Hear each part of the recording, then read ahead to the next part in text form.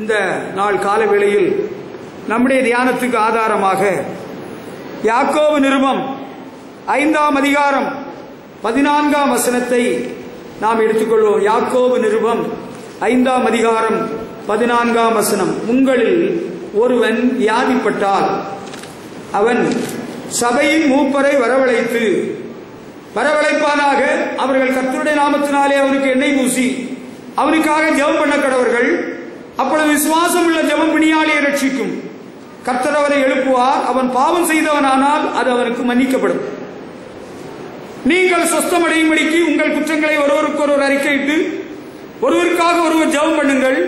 நீதிமான் செய்யும் ஊக்கமான வேண்டுதல் மிகவும் பலனுள்ளதாக இருக்கிறது. அன்பான தேவனுடைய பிள்ளைகளே, ஜீவனுள்ள தேவனை பின்பற்றி வருகிறதான நாம் நம்முடைய வாழ்க்கையில சில பாதிப்புகள், இழப்புகள், கஷ்டங்கள், நஷ்டங்கள், மன உளைச்சல்கள் வரும் பொழுது நாம் எப்படி செயல்பட வேண்டும் என்பதை அறிந்து கொள்ள வேண்டும். ஆண்டவரை பின்பற்றுவதற்கு வழிமுறை எல்லாம் இருக்கு. ஆண்டவர் பிள்ளை ஆகணும்னா இயேசு கிறிஸ்துவை சொந்த தெய்வமாக ஏற்றுக்கொள்ள வேண்டும்.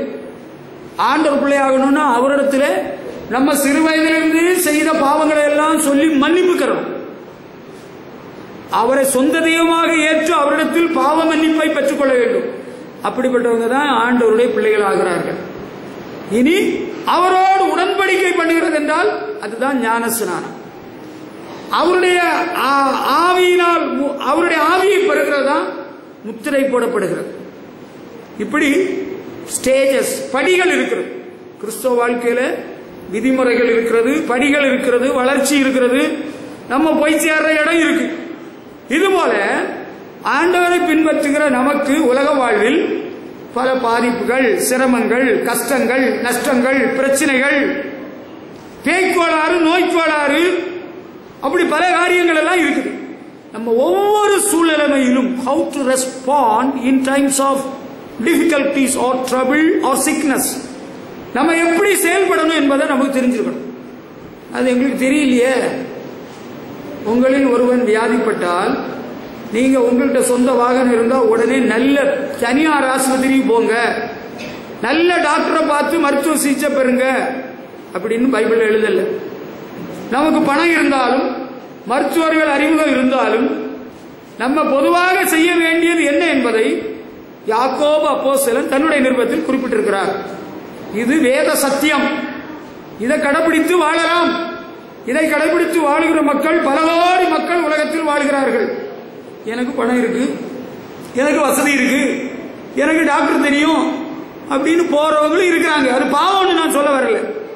ஆனா ஆண்டோடைய பிள்ளைகளாகிய நாம் அங்க டாக்டர்கிட்ட போறதும், காத்திருக்கிறதும், டோக்கன் வாங்குறதும், நீங்க வெயிட் பண்ணுங்கன்னு சொல்றதும், ஸ்கேன் எடுங்க, பிளட் டெஸ்ட் பண்ணுங்க, ஸ்கேன் எடுங்க, அவங்க ஒரு செலவை இழுத்து விட்டுருவாங்க.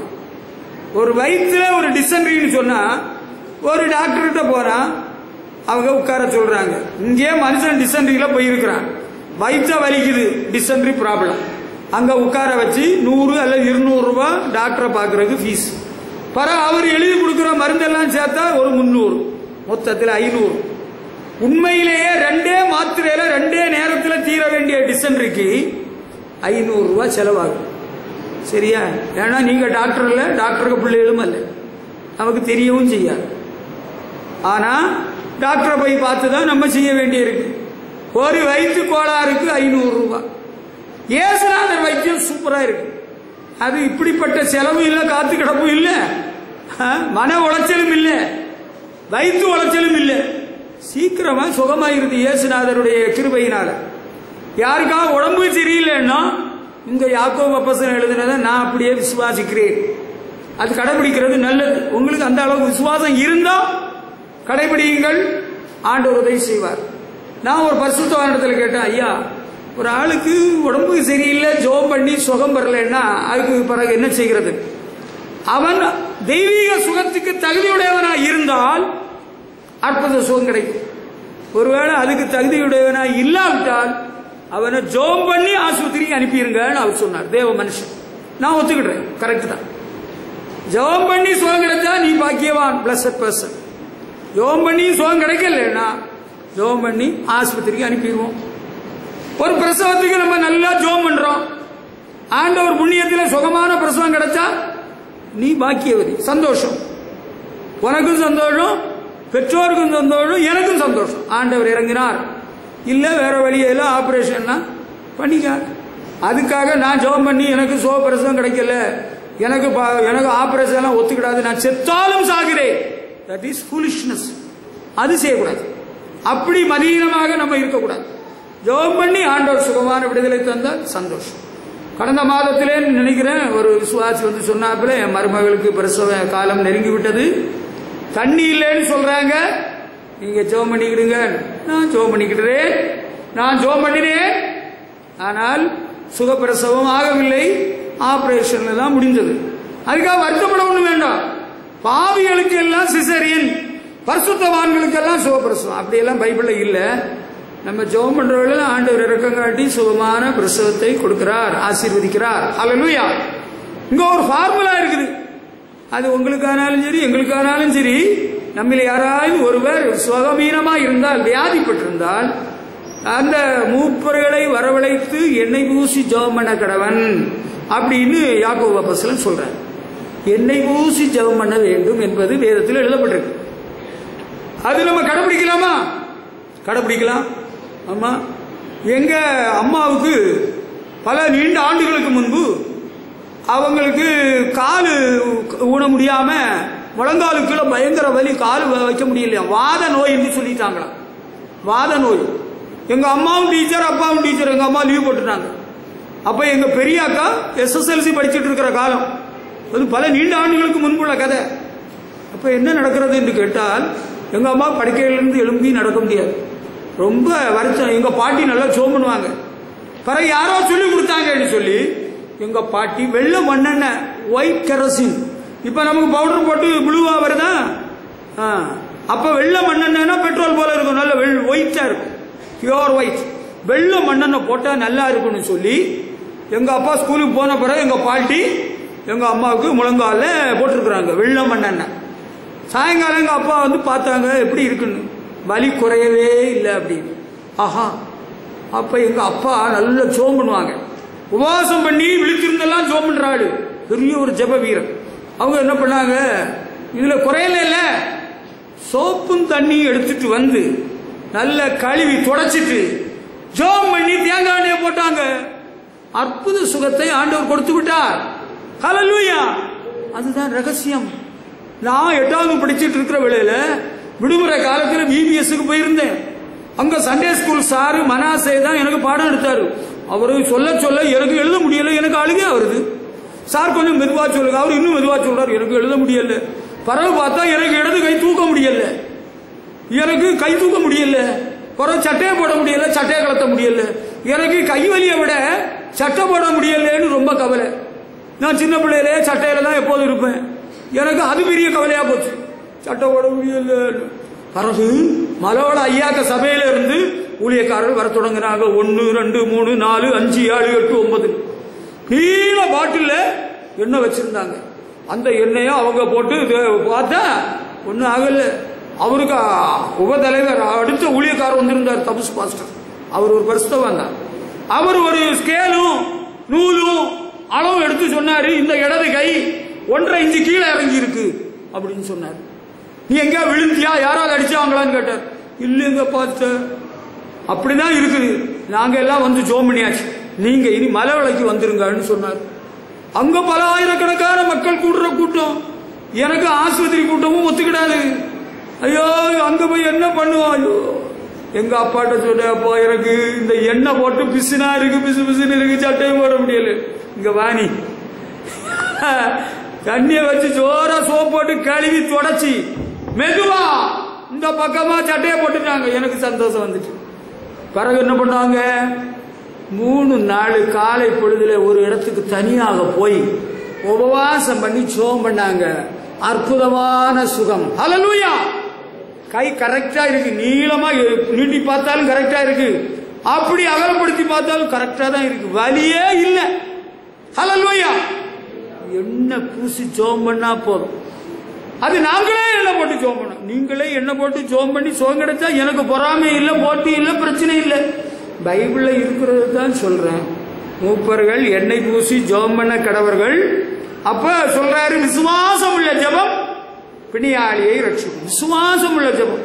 உங்களுக்கு ஜெபம் பண்ணா சுகமாகும்னு விசுவாசிக்கிறீங்களா? அதாங்க பாஸ்டர் என்ன கொண்டு வந்தேன். அப்ப ஜெபம் பண்ணி போடுவோம், குணமாகிடும். எனக்கு ஒரு சந்தேகம் தான், ஆனாலும் ஜெபம் பண்ணி தாருங்க. நானும் ஜெபம் பண்ணி தாரேன். அப்ப நீங்க உங்களுக்கு சில விசுவாசிகள் இங்க இருக்கிறீர்கள், உங்களுக்கு உங்க பிள்ளைகளை பொறுத்தவரையில டாக்டர்கிட்ட போய் ஒரு ஊசி, ஒரு மருந்து, ஒரு மாத்திரை போட்டாதான் உங்களுக்கு ஒரு விசுவாசமே வருது. நான் குற்றப்படுத்தி பேசல, உங்க விசுவாசத்தின் அளவுகோல் அவ்வளவா இருக்கிறது. அதுக்கு என்ன பண்றது? உங்களுக்கு விசுவாசம் இருந்தால் விசுவாசம் உள்ள ஜெபம் அந்த நோய் வாய்ப்பட்டவரை குணமாக்கி விடுகிறது. ஹல்லேலூயா. 12 வருஷமா வைத்தியம் பார்த்து அவளுக்கு உடம்புக்கு சரியில்லையா, பரவ அவளுக்கு ஒரு விசுவாசம் வந்தது. இயேசு கிறிஸ்துவின் வஸ்திரத்தின் ஓரத்தை ஆயிலும் தொடவே தீர்மானம் பண்ணி தொட்டால் உடனே அவளுக்கு சுகம் கிடைச்சிட்டு. ஆண்டவர் இயேசு கேட்கிறாரு, என்னை தொட்டது யார்? சீசர் கேட்கிறாங்க, இவ்வளவு நெருக்கடியில உண்மை யார் தொட்டான்னு இது என்ன கேள்வி? என்னிடத்திலிருந்து வல்லமை புறப்பட்டது என்று இயேசு சொன்னார். ஆண்டவர் இயேசுடத்தில் அவ பயந்து நடுங்கி, நான் தான் தொட்டேன் சுவாமி. மகளே திறன்கொள், உன் விசுவாசம் உன்னை ரட்சித்தது என்று இயேசு சொல்லி அனுப்புகிறார். ஹல்லேலூயா. நமக்கு சகஜமாக வியாதி வருது. அந்த காலத்தில் வியாதி வர்றதை விட இந்த காலத்தில் சும்மா ஒரு குளிர்காற்று வீசினாலே நமக்கு இருமலும் தும்மலும் வருது. வியாதி இல்லாத மனுஷர்களை பார்க்கறது ரொம்ப குறைச்சலா தான் இருக்கு. ஏதோ ஒரு வியாதி எப்போ வரத்தான் செய்யுது. நேற்றைக்கு நல்லா தான் இருந்தோம், இன்னைக்கு வியாதியை பிடிச்சிருக்கு. ராத்திரி தூங்க போனாலே நல்லா தூங்க போனோம், இன்னைக்கு காலையில் சளி பிடிச்சிட்டு ஜுரம் வருது போல இருக்கு. உடம்புக்கு நல்லா இல்லை, உடம்பு ரொம்பவே வலிக்குது. ஏதாவது மருந்து மாத்திரை இருக்கா பாஸ்டர்? மருந்து மாத்திரை மெடிக்கல் ஷாப்ல இருக்கு. அவன் ஏதாவது தந்து உங்களுக்கு கோளாறு வந்துடக்கூடாது, தெரியாதனமா போய் வாங்கி தின்னுக்கூடாதுங்க. நான் நல்ல மனசோடு சொல்றேன். விசுவாசம் உள்ள ஜெபம் பிணியாளியை ரட்சிக்கும். இது ஃபார்முலா, இது நம்பர் 1. இது வழிமுறை, இது ஒரு வழிமுறை. இன்னொரு விஷயம் கூட அவரோடு சேர்த்து சொல்றாரு. என்னது? அவன் பாவம் செய்தவனானால் மன்னிக்கப்படும். அப்ப பாவம் செஞ்சவன் என்ன செய்யணும்? சொஸ்தமடையும் படிக்கு உங்கள் குற்றங்களை ஒருவருக்கு ஒருவர் அறிக்கையிட்டு ஒருவருக்காக ஒருவர் ஜெபம் பண்ணுங்கள். பாவம் செய்தவனானால், பாவம் செஞ்சீங்களா?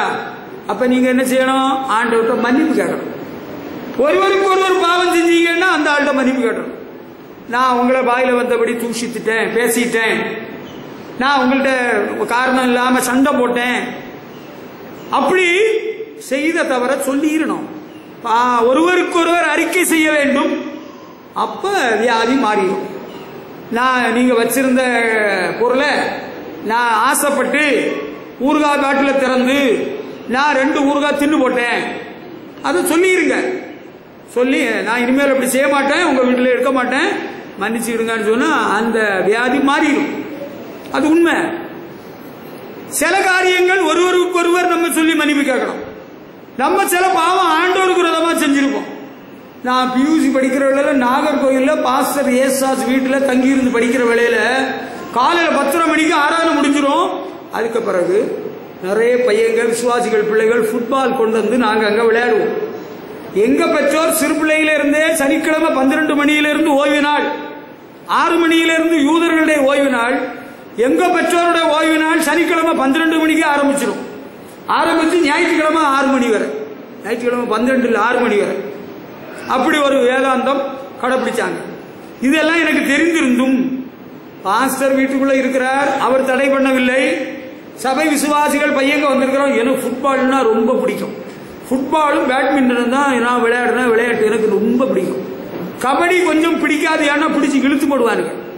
கிளிநட்டு பிடிக்கும், நிறைய பையனுக்கு விளையாட தெரியாது. அப்புறம் என்ன செய்கிறது? ஹாக்கி பிடிக்கும், ஹாக்கியில பாலை வச்சு காலில் அடிச்சு போடுவானுங்க. இப்படி சில பிரச்சனை இருக்கிறால ஃபுட்பால் நல்லா பிடிக்கும். கொண்டு வந்தானுங்க. விளையாடுற வேளையில என்ன நடந்துன்னு தெரியுமா? என்ன நடந்துன்னு சொன்னா, காலும் அடிபட்டது.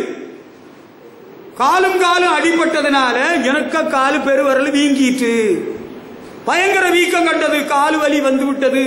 அடுத்த நாள் காலேஜுக்கு போக முடியவில்லை. அங்கே ஒரு தேவ மனுஷன் வந்திருந்தவர், அவர் ஒரு அடி அடிச்சுட்டாரு என் தலைக்கு. சொன்னாரு, நீ காலேஜுக்கு கெட்ட பையங்களோடு போயிட்டு கெட்ட பையங்களோடு வருகிறாய். நான் ஒரு நாளும் ஒரு வயது ரட்சிக்கப்பட்ட பிறகு பள்ளிக்கூடத்துக்கோ காலேஜுக்கோ ஒருத்தர் கூட போகவும் இல்லை, கூட்டிட்டு வரல. நான் தனிமையா அமைதியா போயிட்டு அமைதியா வந்துடுவேன். சைக்கிளே ஒருத்தனை ஏற்ற மாட்டேன். ஆனா அவர் ஒரு எண்ணத்தில் அப்படி சொன்னார். அவரை நான் குறை சொல்லல. எனக்கு தெரியும் எதனால, கர்த்தருடைய நாளை மீறி கால்பந்து விளையாடுறதுனால் கிடைத்த பலாபலம். நான் ஆண்டவரிடத்தில் அழுது கெஞ்சி மன்றாடி ஜெபம் பண்ணேன். எனக்கு ஒரு நாள் பனிஷ்மெண்ட் டே, தண்டனை நாள். திங்கக்கிழமை காலேஜுக்கு போக முடியல. ஆண்டவர் ஆஸ்பத்திரியும் போடல, ஊசியும் போடல, வைத்தியரையும் பார்க்கல, கெட்டும் போடல. ஆண்டவர் என்ன குணமாக்கிட்டார். உணர்ந்து விட்டேன், ஆண்டவர் குணமாக்கி விட்டார். அதுதான் உண்மை. சரியாயிடுச்சு. அதுக்கு பிறகு இந்த நாள் வரையில் இப்படிப்பட்ட காரியங்களை நாம் செய்வதில்லை. ஹல்லேலூயா. நம்ம படிச்சுட்டோம் ஒருக்கா பாடம். இனிமேல் நம்ம ஜாக்கிரதையா இருந்து கொள்வோம். இனி எவர் கூப்பிட்டாலும் நான் விளையாட வரமாட்டேன். அதனால்தான் சபையின் பிள்ளைகள் சாயங்காலம் 6 மணி வரை கிரிக்கெட் பேட் எல்லாம் தொடக்கூடாதுன்னு சொல்றது. கிரிக்கெட் பேட் வச்சு விளையாடி இருந்தாலே எனக்கு கோபம் வந்துடும். ஏன்னா அவனுக்கு ஒரு பாதி பங்குன்னா நமக்கு தான் பங்கு இல்லை. நீங்க அழுதுட்டு வருவீங்கல்ல, பாஸ்டர் என் பையனுக்கு இப்படி பண்ணுது பாஸ்டர், ஜெபம் பண்ணுங்க. நான் அழாட்டாலும் என் உள்ள உடைந்து விடும். நம்ம சின்ன பிள்ளைகள் அல்லவா, நம்ம குடும்பத்தில் உள்ள பிள்ளைகள். நீங்க அழுதுருவீங்க, நான் அழமாட்டேன். எனக்கு ரொம்ப கவலையாய் போய்விடும். அப்ப ஒருவருக்கொருவர் அறிக்கை செய்ய வேண்டும். அப்ப சுகம் கிடைத்து விடுகிறது. இன்னொன்று, மூன்றாவது படி, நீதிமான் செய்யும் ஊக்கமான வேண்டுதல் அப்படின்னு ஒண்ணு இருக்காம. அது என்னது? எல்லா வியாதிக்காகவும் சாதாரணமா ஜெபம் பண்ணி பார்ப்போம். ஊக்கமான வேண்டுதல்னா சில வேளையில உபவாசம் பண்ணி ஜெபிப்பதாக இருக்கும், இல்லாவிட்டால் விழித்திருந்து ஜெபிப்பதாகவும் இருக்கும். வேற எந்த எண்ணமும் வர்றதில்லை. ஊக்கமான வேண்டுதல்னா உறங்கி ஜெபம் பண்றதில்லை. சில வேளையில நீங்க பகல்லையும் உறங்கி ஜெபம் பண்றீங்களா, காலையிலேயும் உறங்கி இது வேஸ்ட். எனக்கு அதுல நம்பிக்கையே இல்லை. ஜெபம் பண்ணா உறங்காம ஜெபம் பண்ண. ஒருவேளை ஜெபம் பண்ணிட்டு இருந்தாலும் அறியாம உறங்கிட்டீங்கன்னா அது வேற. நீங்க என்னைக்குமே உறங்கி தான் ஜெபம் பண்ற ஆளுன்னா இனிமேல் உறங்காம ஊக்கமா ஜெபம் பண்ணுங்க. கர்த்தருக்கு ஸ்தோத்திரம். ஒரு முறை ஒரு பாஸ்டருடைய மகனுக்கு ஒரு பயங்கரமான வியாதி, டிசென்ட்ரியிலும் ரொம்ப கூடின வியாதி. அந்த வியாதியில நிறைய பேர் செத்துக்கிட்டே இருந்தாங்க. பள்ளிக்கூடத்துல எல்லாம் லீவ் விட்டுட்டு இருந்தாங்க. நடந்த உண்மை சம்பவம் நான் உங்களுக்கு சொல்றேன். அந்த பையன் நல்ல பையன், அழகா இருப்பான், இரும்பு மனிதன். அவனுக்கு உடம்பு முடியாம அப்படியே கீரை போல தளர்ந்துட்டான். அந்த பாஸ்டரும் அவருடைய மகளும் சேர்ந்து ராத்திரி சாப்பிடாம உபவாசம் இருந்து தூங்காம ஜெபம் பண்ணாங்க. இரவு 2 மணிக்கு அற்புத சுகம். ஹல்லேலூயா. ஆண்டவர் அற்புதர், குணமாக்க வல்லவர்.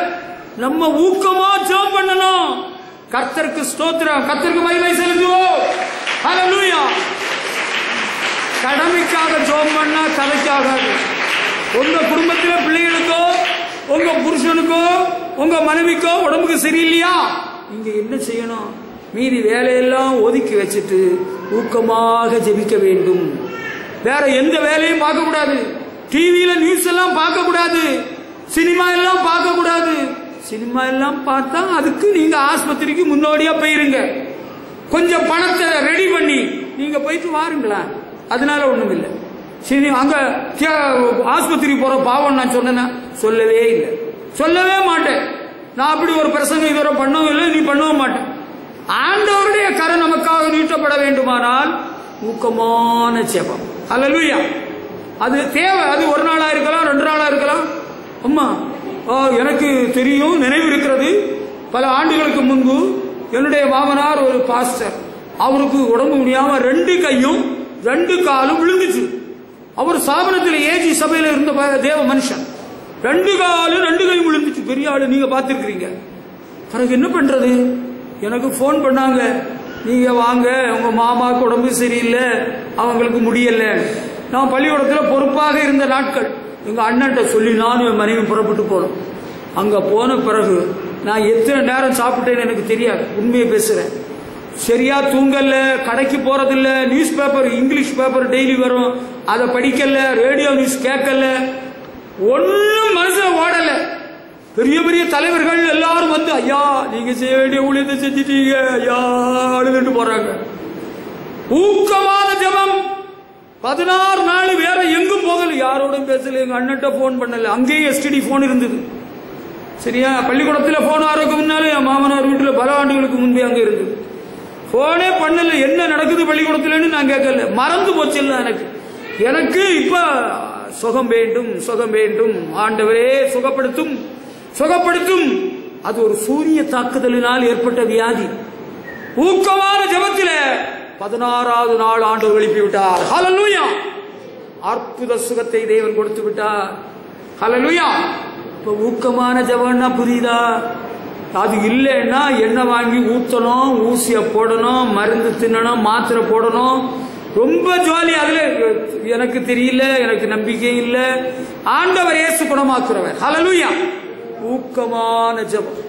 நீங்க அதுக்கு இடையில வேற அந்த வேலை இந்த வேலை, அங்க நான் ஊருக்கு போயிட்டு வந்துடுறேன் பாப்பா, 2 நாள் அம்மா தங்கச்சி வீட்டுக்கு போயிட்டு வர, நீ இருந்துக்க, உனக்கு சரியாயிடும். ஊர் சுத்துறத, உலகம் சுத்துறத கொஞ்சம் நிறுத்து, அடக்கி வாசி, கால் அடக்கிட்டு உட்கார்ந்து தோத்திரம் தோத்திரம் தோத்திரம் பண்ணு. ஹல்லேலூயா! ஆண்டவர் குணமாக்க வல்லவர். அந்த 2 ராஜாக்களின் புஸ்தகம் 1ஆம் அதிகாரம் 2ஆம் வசனத்திலிருந்து 6ஆம் வசனம் வரையிலும் படிக்கிற வேளையில அங்க ஒரு ராஜாவை பற்றி சொல்லப்பட்டிருக்கிறது. அந்த ராஜாவின் பெயர் அகசியா. அகசியா ராஜா. 2 ராஜாக்கள் 1ஆம் அதிகாரம் எடுத்துக்கொண்டால் அங்கே எழுதப்பட்டிருக்கிறது. ஆகாப் மரணமடைந்த பிறகு அகசியா சமாரியாவில் இருக்கிற மேல் வீட்டில் இருந்து கிராதியின் வழியாய் விழுந்து வியாதிப்பட்டு விட்டான். அவன் என்ன பண்றான் தெரியுமா? பூஜாரிகளிடத்துல வியாதி நீங்கி பிழைப்பேனோ என்று எக்ரோனின் தேவனாகிய பாகால் சபுடத்தில் போய் விசாரிங்கள் என்று ஆட்களை அனுப்பினான். தேவனுடைய மனுஷன் திஸ்பியனாகிய எலியாவை பார்த்து கர்த்தருடைய தூதன் சொல்கிறார், நீ எழுந்து சமாரியாவுடைய ராஜாவின் ஆட்களுக்கு எதிர்பட்டு போய் இஸ்ரவேலிலே தேவன் இல்லை என்றால் நீங்கள் எக்ரோனின் தேவனாகிய பாகால் சபுடத்தில் விசாரிக்க போகிறீர்கள். இது நிமித்தம் நீ ஏறின கட்டிலிருந்து இறங்காமல் சாகவே சாவா என்று கர்த்தர் சொல்கிறார் என்பதை அவர்களுடைய சொல். ஆண்டவர் சொல்றாரு, எலியா கூப்பிட்டு, அகசியாவுடைய ஆட்கள் வர்றாங்க, எதிர வர்றாங்க, அவங்களுக்கு நீ சொல்லு. என்ன சொல்லு? இஸ்ரவேலிலே தேவன் இல்லை என்றா நீங்கள் எக்ரோனின் தேவனாகிய பாகால் சபுடத்தில் விசாரிக்க போனீர்கள். ஒரு விஷயம் சொல்றேன், கேட்டுடுங்க. ஜீவனுள்ள தேவனை அறிந்த தேவ பிள்ளைகள், அவரை ஆராதிக்கிறவர்கள், பின்பற்றுகிறவர்கள், ஆஸ்பத்திரிக்கு போகிறது பாவம்னு இல்லை, நான் பாவம்னு சொல்லல. ஆனா அந்த விக்கிரகம் பூஜாரி பாகால் சேபியுடத்திலே அங்க திருநீரு, அங்க சூடன் சாம்பிராணியோ அந்த ரூட்ல போனால் பிறகு இங்க எழுதியிருக்கிறது போல ஆகிவிடுகிறது. நீ ஏறின கட்டிலிருந்து இறங்க மாட்டாய், சாகவே. ஆண்டவராக்கம் எலியா தீர்க்கதரிசனத்தில் கூப்பிட்டு நீ போ, உனக்கு எதிரே வருவார்கள் அகசியாவுடைய ஆட்கள். அவன் யார்கிட்ட விசாரிக்க சொல்றான்? பாகால் சபுடத்துல விக்கிரகத்திடத்துல பேய் வணக்கத்தாரை போல இவங்க கேட்க போகிறார், விசாரிக்க போகிறார்கள். ஆண்டவர் சொல்லிட்டாரு, ஏறின கட்டிலிருந்து இறங்க மாட்டாய், சாகவே சாவாய். அதுபோல அவன் செத்து போனான் என்பதையும் நாம் அங்கே அறிகிறோம். அன்பான தேவனுடைய பிள்ளைகளே, ஆண்டவரை அறிந்த பிறகு ஜீவனுள்ள தேவனை பின்பற்றி வருகிற நம்ம எந்த நாளிலும் எந்த நேரத்திலும் எந்த சூழ்நிலையிலும் உயிரே போக போகுதுன்னு சொன்னா கூட சூடமோ சாம்பிராணியோ திருநீரோ நமக்கு ஒத்துக்கிடாது. அது நீங்க பண்ணீங்கன்னா அதுக்கப்புறம் நீங்க பிழைக்க மாட்டீங்க என்பதை இப்பொழுதே அறிந்து கொள்ளுங்கள். யாரும் அப்படி செஞ்சிடக்கூடாது. யாராவது அப்படி செஞ்சா பிழைக்க மாட்டாங்க. நான் அப்படி ஒரு சந்தர்ப்ப சூழ்நிலையை அனுபவித்தேன்.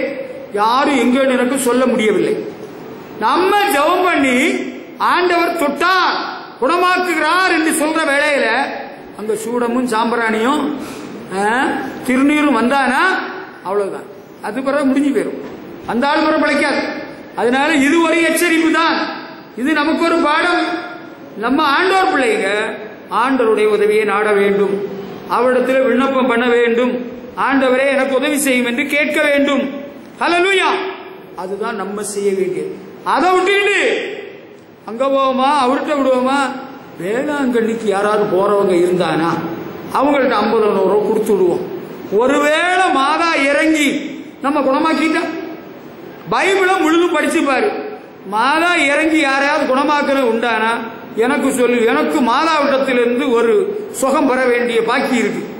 நீ பிறகு முன்னால நான் மாதாவிட்ட போய் சுகம் பெற்றுட்டு வரேன். உனக்கு விளங்குதா எனக்கு பாஷை? மாதா குணமாக்குறவங்க கிடையாது, மாதா அற்புதம் செய்கிறவங்க கிடையாது. இயேசுதான் அற்புதர், இயேசுதான் பரிகாரி. இயேசுவின் தழும்பினால் தான் நாம் சுகமாகிறோம். ஹல்லேலூயா. ஆண்டவரே இயேசுவே, நீர்தான் என்னுடைய வைத்தியர், என்னை குணமாக்குறவர், எனக்கு பலம் தருகிறவர், என்னுடைய ஆயுசு நாட்களை பெருக பண்ணுகிறவர். அப்படி முழுக்க முழுக்க இயேசுவேன்னு தான் சொல்லணும். வேற ஏதாவது பேர் சொன்னா ஆபத்து தான். அது பழனி மலையில் இருக்கிறவரோ, சபரிமலையில் இருக்கிறவரோ, சுவாமி மலையில் இருக்கிறவரோ குழப்பம்தான். பிறகு ரொம்ப நீடிக்காது, சீக்கிரமா போக வேண்டியதுதான். எங்க சுடுகாட்டுக்கோ கல்லறைக்கோ. உயிரோடு இருக்கணும், சுகம் கிடைக்கணும்னா சாவுக்கு ஏதுவான வியாதி ஆனாலும் ஆண்டவர் இயேசு குணமாக்க வல்லவர். ஹல்லேலூயா. நீங்க படிச்சு பாருங்க, எசேக்கியா ராஜாவுக்கு உடம்பு சரியில்லாம அவர் சீரியஸ் ஆகி சாக கிடக்கிறாரு. ஏசாயா தீர்க்கதரிசி அவரை போய் பார்க்க போறாரு. ஏசாயா தீர்க்கதரிசியும் அந்த எசேக்கியா ராஜாவும் வெரி குட் ஃப்ரெண்ட்ஸ், நல்ல உற்ற சிநேகிதர்கள். ஏசாயா தீர்க்கதரிசியின் புஸ்தகம் 38 அதிகாரத்தில் இருக்கிற எசேக்கியா வியாதிப்பட்டு மரணத்துக்கு ஏதுவாயிருந்தான். அப்ப என்ன நடக்குது? ஆமோசின் குமாரனாகிய தீர்க்கதரிசி அவரிடத்தில் ஏசாயா வந்து என்ன சொல்றாரு?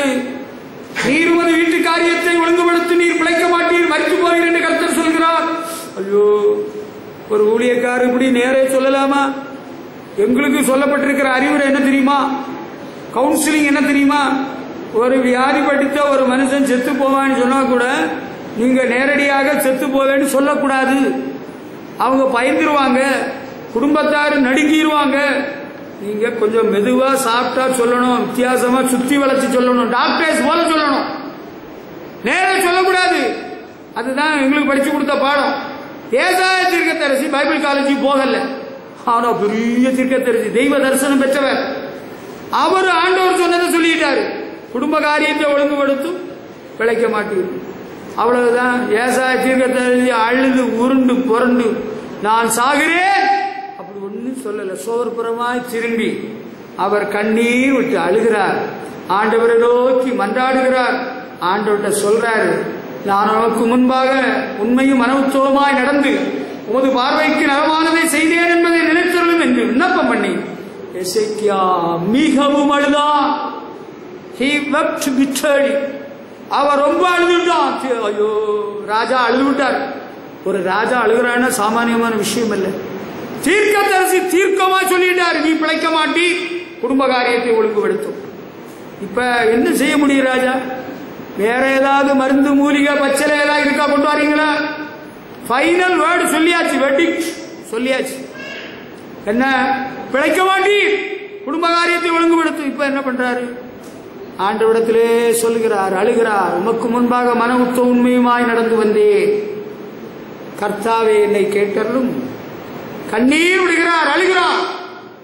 தீர்க்கதரிசி அரமனை முத்தத்திலிருந்து போறக்குள்ளாரே கர்த்தருடைய வார்த்தை மறுபடியும் ஏசாயாவுக்கு உண்டாகி ஆண்டவர் சொல்றாரு, உன்னுடைய விண்ணப்பத்தை கேட்டேன், கண்ணீரை கண்டேன், உன் நாட்களோட 15 வருஷம் கூட்டுவேன். ஹல்லேலூயா. இப்ப யாரோ ஒரு டாக்டர் சொல்லிட்டாரு, அல்ல ஒரு சொப்பனமே நீங்க கண்டுட்டீங்க, அல்ல உங்க குடும்பத்திலே ஒரு ஆள் சொல்லியாச்சு, நீங்க செத்துருவீங்க அண்ணே, ரொம்ப நாள் இருக்க மாட்டீங்க. என்ன செய்யலாம்? இப்ப அவங்க சொல்லி சாகணும்னா நம்மவே செத்துருவோமே, கைத்தப்பட்டு தூங்கிடுவோமா, அல்ல தூக்க மாத்திரையை போட்டுருவோமா? You don't need to commit suicide. தற்கொலை பண்ணிடக்கூடாது, நரகத்துக்கு தான் போண்டிருக்கும். நம்ம ஆண்டவரிடத்துல அழுது மஞ்சாடுனா போதும், நம்முடைய ஆயுசு நாட்களை அவர் பெருக பண்ணுவார். ஹல்லேலூயா. நான் அப்படிதான் உயிரோட இருக்கிறேன் தெரியுமா? இப்படி நான் எத்தனை ஆக்சிடென்ட்ல செத்து போயிருக்க வேண்டிய ஆளு, மூச்சு திணறல எப்பவே போயிருக்க வேண்டிய ஆளு. வைத்திருக்கிறார் அவர் கிருபை, எனக்கு இறங்கும், எனக்கு ஆயுசை தாருன்னு கேட்டேன், தந்திருக்கிறார், வைத்திருக்கிறார், சொல்லிட்டு நிற்கிறேன். புரியுதா? அப்ப உமக்கு முன்பாக மன உத்த உண்மையுமாய் நடந்தேன் என்பதை நினைத்தருளும். அழுகிறார், ஆண்டவர் நோக்கி மன்றாடுகிறார். ஹல்லேலூயா. டாக்டர் சொல்லிட்டாரு, இனி நீங்க ரொம்ப உங்க நாட்கள் எண்ணப்பட்டிருக்கிறது. டாக்டர் சொன்னாலும் சரி, நேசம்மா சொன்னாலும் சரி, அவர் சோசியக்காரன் கேட்கவே கேட்டுறாதுங்க. அவன் உங்களை பெருமூச்சு விட பண்ணி கொண்டு விடுவான், சாகடிச்சுவான். அவர்கிட்ட நமக்கு வேலையே கிடையாது. டாக்டர் சொன்னா அவர் சொல்லிட்டு போறார். என்கிட்ட சொன்ன டாக்டர் 15-17 வருஷத்துக்கு முன்ன சொல்லிட்டாரு, எனக்கு ஒரு பாதிப்புல நான் நல்லா இருக்கிறேன். ஹல்லேலூயா. ஆண்டவர் நமக்கு துணையா இருக்கிறார், பரிகாரியா இருக்கிறார், சுகமாக்குற கர்த்தர். ஆயுசு வருஷங்களை நீடிக்க பண்ணுகிறார். ஹல்லேலூயா. ஆண்டவருக்கு மகிமை செலுத்துவோம். ஹல்லேலூயா. நம்ம பிள்ளைகள், நீங்க நினைக்கிறீங்க இதெல்லாம் பெரியவங்களுக்கு தான், பெரியவங்களுக்கு மட்டுமில்ல நம்ம பிள்ளைகளுக்கும் தான். அங்க ஒரு பையன் எனக்கு வயிற்ற வலிக்குதுன்னு சொல்லிட்டு இருந்தான், மயங்கி விழுந்தான், செத்து போயிட்டான். சின்ன பையன். நம்ம பிள்ளைகளுக்கு என்னெல்லாமோ வியாதி வந்தது, ஆண்டவர் சுகமாக்கி ஜீவனை தந்திருக்கிறார், நமக்கு ஜீவனை பெருக பண்ணி இருக்கிறோம். ஹல்லேலூயா. வியாதி வந்துட்டுதுங்க, எனக்கு நீ எத்தனை வருஷமோ கடவுளுக்கு தான் தெரியும். அது கரெக்டு தான் நீங்க சொல்றது. God knows all about your life. உங்க வாழ்க்கை எல்லாம் ஆண்டவருக்கு தெரியும். He will lengthen your days. உங்கள் ஆயுசின் வருஷங்களை பெருக பண்ணுவார். ஹல்லேலூயா. உங்களுக்கு சந்தேகமா இருக்கா? எனக்கு சந்தேகமே இல்லை. எனக்கு எந்த கவலையும் இல்லை, பயம் இல்லை. ஹல்லேலூயா. நம்ம ஆயுசின் வருஷங்களை நீடிக்க பண்ணுகிறவர் யாரு? நமக்கு ஜீவனை தந்த தேவன். ஹல்லேலூயா. அவரை பிரியப்படுத்தி, அவரை கனப்படுத்தி, அவர் பேச்சை கேட்டு, அவரை மதிச்சு, அவருக்கு வழியில நடந்துட்டே இருந்தா போதும். ஜம் ஜம். ஹல்லேலூயா. கால்களை மான்களின் கால்களை போலாக்குவார். புதுபலன் அடைந்திடுவாய். ஹல்லேலூயா. புதுபலன் இருக்குமா? இருக்கும். புது ஜீவன். ஹல்லேலூயா. நியூ லைஃப், புது வாழ்வு. ஹல்லேலூயா. ஆண்டவர் ஆசீர்வதிப்பார். வேற ரூட்டு மாறினா அவ்வளவுதான், நம்ம ரூட்டே மாற மாட்டோம். ஆண்டவரிடமாய் திரும்புவோம். ஹல்லேலூயா. ஆண்டவரிடமாய் திரும்பலாமா? ஆண்டவருடைய உதவி நாடுனா நடக்குமா? நடக்குமே. நடந்திருக்க. அவர் எத்தனை வருஷம் எதிர்பார்த்தாரோ தெரியல, ஆண்டவர் 1 வருஷம் 2 வருஷமா கொடுக்கிறாரு. 15 ஆண்டுகள். ஹல்லேலூயா. உங்களுக்கு 15க்கு பதிலாக 51 ஆண்டுகள் வச்சுக்கிடுங்களா? எப்படியா திருப்பி போட்டு ஆண்டவர்கிட்ட சொல்லுங்க, ஆண்டவரே, அந்த பழைய ஏற்பாட்டு காலத்தில் எசேக்கியா ராஜாவுக்கு 15 ஆண்டுகள் கூட்டி கொடுத்த ஆண்டவரே, எனக்கு ஒரு 51 ஆண்டுகள் நீட்டித்தாரும். அப்ப 51 ஆண்டுன்னு 100 வயசு தாண்டிடும், போதும். ஹல்லேலூயா. உங்களுக்கு எப்படி இருக்குது? ஆண்டவரே, ஒரே ஒரு வருஷம் போதும். எல்லாரும் இடவெளியில விட்டுட்டு ஓடிடாதுங்க, பெரிய தப்பு பண்ணாதுங்க. கேட்கிறதே கேட்குறீங்க. ஆண்டவர்கிட்ட ஒரு 50 வருஷம் கேளுங்களா? 50 வருஷம் எல்லாம் ஆண்டவர் கேட்டா தரமாட்டாரா? 5 வருஷம் தான் தருவாரு. அதெல்லாம் தப்பு. உங்களுக்கு தெரியல, உங்க விசுவாசம் பெரிதா இருக்கணும். ஆண்டவர்கிட்ட கேட்டா, வில்லியம் கேரி சொன்னாரு, ஆண்டவரிடத்துல பெரிய காரியங்களை எதிர்பார்க்கணுமா, ஆண்டவருக்காக பெரிய காரியங்களை செய்யணுமாண்டா. டே தம்பி, உனக்கு பெரியகாசுக்கு எத்தனை வயசு? அவன் சின்ன பையன். அவன் அன்னைக்கு மதுல ஏறி அஸ்திவாரத்தில் விழுந்து அடிபட்டு நெஞ்செல்லாம் வீங்கி மூச்செல்லாம் வாங்கி அங்க ஆம்புலன்ஸ்ல கொண்டு போறாங்கல்ல தஞ்சாவூர்ல. ஆனா நல்ல புத்திசாலி பையன். அவன் என்ன பண்ணா, ஏசப்பா என் பாவங்களை மன்னியும், ஏசப்பா எனக்கு சுகந்தாரு, என்ன காப்பாத்திருன்னு ஜெபம் பண்ணான். அப்ப சின்ன பையன் 10 வருஷம்னு கேட்டா, அவன் எத்தனை வயசுலடா சாகுறது? 51 வயசுன்னு சொன்னா, அவருக்கு இப்ப 15ம் 57ம் அது ஒரு நல்ல வயசு வந்துடும். தெரியாதனமா தப்பா கேட்காதுங்கம்மா. உங்களுக்கோ உங்க பிள்ளைகளுக்கோ உங்க புருஷனுக்கோ, உங்களுக்கோ உங்க பிள்ளைகளுக்கோ உங்க பொஞ்சாதிக்கோ கோபம் கொண்டாலும் பாவம் செய்யாதுங்க புருஷன்மாரு. செத்தும் போறா இல்லையா? நீ செத்து போறா, நான் உன்னை கொண்டுறேன்டி. அப்படியா? நீ கொலைகாரனா போறியா? ஜெயிலுக்கு போகணும்னு ஆசைப்பட்டு இருக்கிறியா? நீ ஆண்டவருக்கு பிள்ளைன்னு சொன்ன பிறகு ஏன் கொலைகாரனா மாற போற? யாரையும் கொல்லாத, நீ சாகணும்னு அவசரப்படாத. ஆண்டவரே, எனக்கு நல்ல சுகம் பல நீடித்த ஆயுளை தாரும், நான் உமக்காக வாழ்வேன். என்ன சொல்றேன்? ஆண்டவரே, எனக்கு நல்ல சுகம் பல நீடித்த ஆயுளை தாரும், உமக்காக வாழ்வேன். சொல்றீங்களா? Can you say it? இப்ப சொல்றீங்களா? கையை 2 உயர்த்தி சொல்லுங்க, இப்பவே சொல்லுங்க. Come on. ஆண்டவரே, நீங்க தான் சொல்லணும். ஆண்டவரே, எனக்கு நல்ல சுகத்தையும் பலனையும் நீடித்த ஆயுளையும் தாரும், நான் உமக்காக வாழ்வேன். உமக்காகத்தானே ஐயா நான் உயிர் வாழ்கிறேன் ஐயா, இந்த உடலும் உள்ளமெல்லாம் அன்ப உமக்காகத்தானே ஐயா, இந்த உடலும் உள்ளமெல்லாம் அன்ப உமக்காகத்தானே ஐயா. ஹல்லேலூயா. ஆண்டவருக்காக வாழ்வேன்னு ஒப்பு கொடுத்துட்டீங்கன்னா முழு பொறுப்பும் அவர் தான். அவர் பார்த்துக்கிடுவார். நம்ம இடவெளியில விட்டுற மாட்டாரு. நீங்க அப்படி ஒன்றும் பயமே வேண்டாம். நீடித்த ஆயுளை தந்து சுகபத்திரமா காத்துக்கிடுவார். அல்லேலூயா. அடுத்து இன்னொரு விஷயம் இருக்கு. நோய் வாய்ப்படுகிறது, வியாதி, நோய்க்கோளாறு. அதுக்கு அதை விட மோசமானது பேய்க்கோளாறுன்னு ஒன்று இருக்கு. பேய்க்கோளாறு யாருக்காவது தெரியுமா? உங்களுக்கு பேய்க்கோளாறு இருந்திருக்கா? பேய்க்கோளாறு எல்லாருக்குமே இருந்திருக்குது. அவ்வப்போது சில வேளையில வரும் பேய்க்கோளாறு. அந்த பேய்க்கோளாறு வார வேளையில தான் நான் எங்கேயாவது போயிருவேன், நான் செத்துருவேன், நான் அப்படி செஞ்சிருவேன். அது ஒரு பேய்க்கோளாறு. ராத்திரி பயங்கர கெட்ட கனவா வருது, எனக்கு தூக்கமே வருதில்லை, அதுவும் ஒரு பேய்க்கோளாறு. நான் 2ல் 1 பார்த்துருவேன், 1 கொன்னுட்டு தான் நான் சாவேன், அதுவும் ஒரு பேய்க்கோளாறு. நான் உன கூட வாழவே மாட்டேன்னா வாழ மாட்டேன், நான் எங்க அப்பா வீட்டுக்கு போறேன், அதுவும் உனட்ட ஒரு பேய்க்கோளாறு. ஏய், நீ இருந்தா இருந்துக்க, உன்னை வச்சுக்கிட்டு நான் வேறொருத்தைய கல்யாணம் பண்ண போறேன், அதுவும் உனட்ட இருக்கிற பேய்க்கோளாறு. I am quite sure that you are a possessed girl. சத்தியமா உண்மையாக மெய்யாக சொல்றேன். Some of you are possessed by the dirty spirit. உங்களில் சிலருக்குள்ளே அசுத்த ஆவிகள் குடிக்கொண்டிருக்கிறது. நீங்க என்ன பேசுறீங்கன்னே தெரியல, தாறுமாறா பேசுற. மனைவியை பார்த்து புருஷன் சொல்றது, ஒன்ன வச்சுக்கிட்டே நான் வேற பொண்ணை கட்டுறேன்.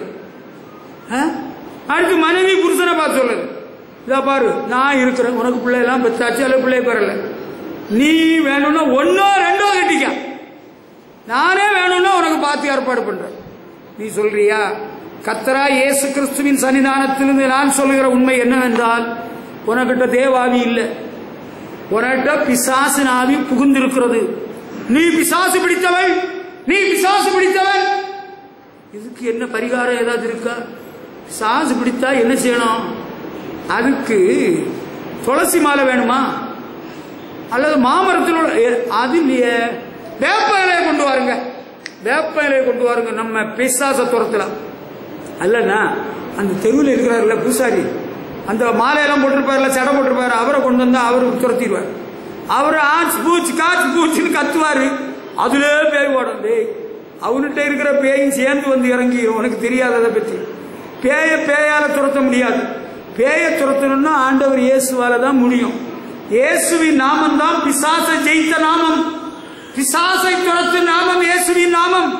ஹல்லேலூயா. ஆண்டவரே, எனக்கு இருக்கிற பிசாசு தொல்லையே மாற்றுன்னு நீ ஜெபம் பண்ணா ஆண்டவர் பிசாசை துரத்திடுவார். சில வேளையில புருஷனுக்கு பேய் கோளாறு இருக்கும். அப்படியா? ஆமா, இந்த பார்க்கிறீங்கள இந்த சபையில ஒயிட் அண்ட் ஒயிட் ஒருத்தர் வந்து இருந்தார். அவர் நீங்க எல்லாம் பரிசுத்தாவில நிரம்பி பாட்டு பாடுறீங்க, அவர் குதின்னு குதிக்கிறாரு, தாங்க முடியல, சவுண்டு சகிக்க முடியல. ஜெபம் பண்ண போன 10 ஆளுக்கு மேல அவர்கிட்ட இறங்குது. இயேசுவின் நாமத்திலே அடங்கு சாத்தானே ஒன்ன பிறகு. பேய் குடி இருக்குது. மனைவியை வெறுக்கிறான், மனைவிட்ட பேசுறான், இல்ல மனைவி பத்த பிள்ளை எவனுட்டோ போய் பிள்ளைய பத்துட்டான்னு சொல்றான். அவனுட்ட பேய் இருக்குன்னு எனக்கு தெரியும், நீங்களும் பார்த்த உங்களுக்கு தெரியும். சில இடத்துல வெளிப்படையா தெரியும், சில இடத்துல வெளிப்படையா தெரியாது. வேறொரு விஷயம் சொல்றேன், சிலர் என்ன சாப்பிட்டாலும் உடம்புல சேராது, அது கூட பிசாசு இருக்கிறதுக்கு ஒரு அறிகுறி. உண்மையை பேசுகிறேன், நான் கோபத்தோடு மாம்ச வைராக்கியத்தோடு இங்கே ஆராதனை நடத்த வரவில்லை. உங்களில் யாரிடத்திலும் எனக்கு எந்த வருத்தமும் இல்லை. எவ்வளவு சாப்பிட்டாலும் உடம்பிலே சேரவில்லை, உடலில் பலன் இல்லை. சாத்தான் சாப்பிடுகிறான், உள்ளே இருக்கிற பிசாசு சாப்பிடுகிறது. இந்த பிசாசை துரத்தி போடும் ஆண்டவரே சொன்னா, சாசாண்டவர் துரத்திட்டாரு வச்சுக்க, நீ சாப்பிடுற சாப்பாடு ஆகாரம் உடம்புல சேரும், சரீரம் புஷ்டியாகும், சரீரம் பலனடையும். ஹல்லேலூயா. ஆமா, என்ன சாப்பிட்டாலும் நான் திராட்சை பழம் வாங்கி கொடுக்கிறேன், ஆரஞ்சு பழம் வாங்கி கொடுக்கிறேன், ஆப்பிள் பழம் வாங்கி கொடுக்கிறேன், மாதுளம் பழம் வாங்கி கொடுக்கிறேன், 2 கிலோ கறி வாங்கி கொடுத்தேன், மீன் வறுத்து கொடுத்தேன், ஒன்னும் செய்யுது இல்லையே, பலம் இல்லையே. அதுதான் பிசாசுன்னு சொல்றேன். சிலருடைய பிசாசு என்ன செய்யும் தெரியுமா? விட்டு விட்டு வியாதி வரும், விட்டு விட்டு வியாதி வரும். அது டைபாய்டாக இருக்குமோ? டாக்டர்கிட்ட போய் டெஸ்ட் பண்ணா, பிளட் டெஸ்ட் பண்ணா ஒரு வியாதி இல்லைன்னு டாக்டர் சொல்லிட்டார். இது என்ன கோளாறு? எனக்கு தெரிந்த ஒரு குடும்பத்தில் ஒரு படித்த ஒரு பொண்ணு, நல்ல பொண்ணு தான், நல்ல குடும்பம் தான். அந்த பொண்ணுக்கு சாயங்காலம் தோறும் ஜுரம் வரும். ஆஸ்பத்திரி போவான்னா வேண்டான்னு சொல்லுவான். நான் பார்த்தேன், எனக்கு தெரியும், நான் கேட்டேன், ஆஸ்பத்திரி போமா வேண்டாம். இப்ப கொஞ்ச நேரம் 2 மணி நேரம் ஜுரம் இருக்கும், பரவ விட்டுரும். நாளைக்கு இதே நேரம் ஜுரம் வந்துடும். அப்ப என்ன அறிகுறி? ஒருவேளை மலேரியா காய்ச்சலா இருக்குமோ, குளிர் சுரமா இருக்கலாம். குளிர் சுரம், ஓ குளிர் சுரம் இல்ல. அந்த குடும்பத்தார் அடுத்த நாள் ஜோம் பண்ணாங்க, அடுத்த நாள் ஜோம் பண்ணாங்க. 3வது நாள் நான் யார் தெரியுமான்னு, என்னது, மதுரையிலிருந்து வந்தான் சந்திரபோஸ். சந்திரபோஸ் சனிக்கிழமை சாயங்காலம் நான் வீடு சந்திக்க வெளியே போற நேரத்தில் அவன் குளிர் சுரத்தில் சொல்றான், இயேசுவின் நாமத்தினால அசுத்த பிசாசே. நான் இப்படிதான் ஆரம்பிப்பேன். அவன் சொல்றான், இங்க வாங்க, நான் உங்கள்ட்ட ஒரு விஷயம் சொல்லணும். நான் சொல்றேன், நான் யாருன்னு சொல்றேன். நீ யாருன்னு தெரியும், நீ பேய். பேய் யூதாஸ் காரியத்தை பேய் அவனுக்குள்ள இருக்குதுங்க சார். நீங்க சும்மா நான் யார் தெரியுமா ஆச்சா பூச்சா அதுதான் பேய்ன்னு நினைக்கிறீங்களா? நான் இனிமேலும் இந்த வீட்டுல உங்க கூட எனக்கு அப்பாவும் வேண்டாம், அம்மா வேண்டாம், எனக்கு யாரும் வேண்டாம், நான் இங்க இருக்கவே மாட்டேன். பேய் பெண்ண பேய் பிடிச்சிட்டு, இந்த பயல பேய் பிடிச்சிட்டு, என்ன ஒருத்தன் எனக்கு ஒன்னு நான் கல்யாணம் பண்ணிக்கிறேன்னு சொன்னா அவன் என்ன பைக்கில் எல்லாம் கூட்டிட்டு போயிருக்கிறான், அவனு கூட தான் போவேன். உனக்கு பொண்ணு பேய் பிடிச்சிட்டு, பேய் பிடிச்சனாலதான் இப்படி அடம் பிடிக்கிறான். தாய் தாப்புனே உதறி தள்ளிடுறான். தாய் தாப்புன வார்த்தையாவ மதிக்கிறா இல்ல, தாய் தாப்புன அன்பை புறக்கணிச்சிட்டா, அவன் பேய் பிடிச்சிட்டா, அவ்வளவு பேய் பிடிச்சிட்டு. தம்பி நம்ம ஜோம் பண்ணிட்டா முன்கூட்டியே ஜோம் பண்ணணும். அந்த பேய் பிடிச்ச பயிலுக கூட உன் பொண்ணு பேய் பிடிச்சு போயிடாம இருக்கணும்னா முன்கூட்டியே ஜோம் பண்ணிடணும். அப்ப நம்ம பொண்ணுகிட்ட இருக்கிற பேய் போயிடும், அந்த பயிலிட்ட இருக்கிற பேய் அங்க மோரியில போய் விழுந்துடும்.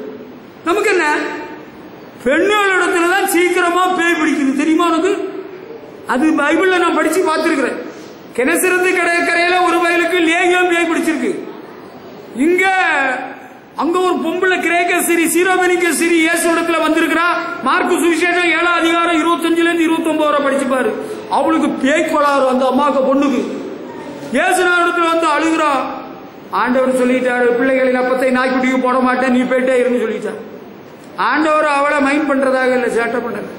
அவ அழுகிறா, ஆண்டவரே அந்த மேசையிலிருந்து விழுகிற துணிக்கே நாய்கள் நக்குமே தின்னுமே, அது போல நினைச்சுட்டாரு. ஆண்டவர் இறக்கம் காட்டி நீ வீட்டுக்கு வா, உன் மோள்கிட்ட இருக்க பேய் போச்சின்னு சொல்றாரு. அந்த நேரமே பேய் போயிடுச்சு. ஹல்லேலூயா. பேய்க்க தொந்தரவு எல்லா குடும்பத்திலையும் இருக்கத்தான் செய்யுது. அன்னைக்கு ஒரு நாள் ஒரு வாலிப பொண்ணு போன் பண்றா எனக்கு. இந்த சபையில் உள்ளவா இல்ல, நான் திருவிடமருது தாலுகாவில இருந்து போன் வருது. 10வது 12வது படிச்ச ஒரு பொண்ணு. ஆமா, நான் என் மனைவிட்ட சொன்னேன், இன்னாரு போன் பண்றாப்புல என்ன செய்கிறது? அவ அப்பா மனைவியையும் பிள்ளைகளையும் விட்டுட்டு உங்களை விட்டுட்டு நான் எங்கேயோ போறேன்னு நிக்கிறான். அவன் நல்ல தின்னு கொளுத்தவன். அவனுக்கு பேரும் தொழிலுக்கு சொல்லுங்க, எனக்கு கஷ்டமா இருக்கு. பாவம், எனக்கு தெரியும், உங்களுக்கு தெரியும், அவனை உங்களுக்கு தெரியல தெரியல பாருங்க, அவங்களுக்கு தெரியும். பாவம், அந்த ஆளு இப்படி சொல்லிட்டு இருக்கிறான். அந்த பொண்ணு பாவம், அது அழுதுகிட்டே போன் பண்ணது. நான் என் மனைவிட்ட சொல்றேன், இப்படி போன் வந்திருக்கு, என்ன பண்றது? நீங்க சீக்கிரமா போங்க, பைக்கில் போய் ஆண்டவர் நாமத்துல தடுத்துருங்க, நிறுத்திடுங்க, அவங்ககிட்ட இருக்கிற பேய துரத்திடுங்க, பேய துரத்திடுங்க. நான் போனேன், என்ன கண்ட உடனே சோத்திரம் 2 பெரிய பை நிறைய கேரி, அந்த ஸ்டிக் பேக் நிறைய பொருட்கள் எல்லாம் எடுத்து வச்சிருக்கு பயில்மான். நல்ல பயில்மான், என்னை விட வயசு குறைஞ்ச பயில்மான். இது என்னதுன்னு கேட்டேன். நான் போறேன், என் மனைவி பிள்ளைகளை விட்டுக்கிட்டு. ஏன், என்ன பேய் சொல்லிச்சுது? எந்த பேய் சொல்லிச்சுது மனைவி பிள்ளைகளை விட்டுட்டு போறது? நீ ஆண்டவருடைய பிள்ளை தானா? இது உன் மனைவி தானா? இது உன் பிள்ளைகள் தானா?